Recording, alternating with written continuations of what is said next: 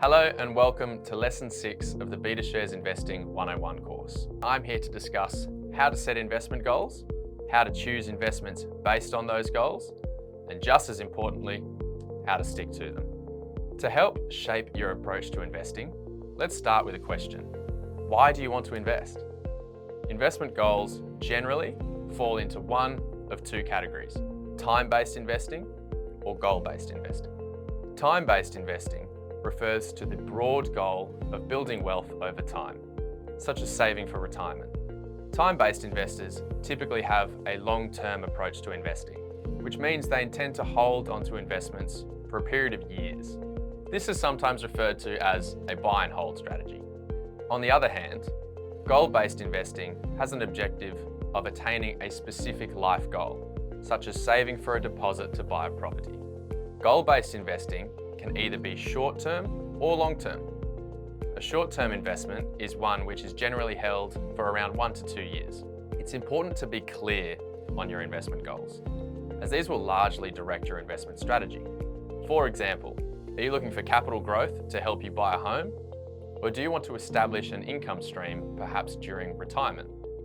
Exchange-traded funds, or ETFs, can be a good way to gain exposure to either growth or income investments, and some can offer diversified exposure to boot.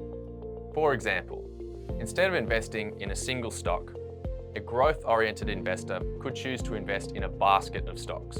For example, through the BetaShares Australia 200 ETF or the S&P 500 Equal Weight ETF. This means that in a single trade, the investor gains exposure to a diversified portfolio of Australian or US listed companies. Here's an example to illustrate the importance of sticking to your investment goals. Holly's goal is to save for a deposit to buy a house in 5 years' time. With this in mind, she decides to invest for growth, choosing established, listed companies both domestically and internationally. After careful research and investing in a diversified share portfolio, Holly's investment portfolio manages to grow in value over time.